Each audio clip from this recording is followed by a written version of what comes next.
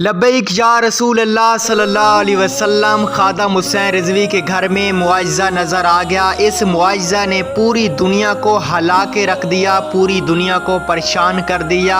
खादम हुसैन रिजवी के बेटे ने बता दिया कि हमारे घर में एक मुआजिज़ा नज़र आ रहा है जो काफ़ी दिन से आ रहा है। जब से ही मेरे वालिद की वफ़ात हुई है उस दिन से एक मुआजिज़ा नज़र आ रहा है हमारे घर में।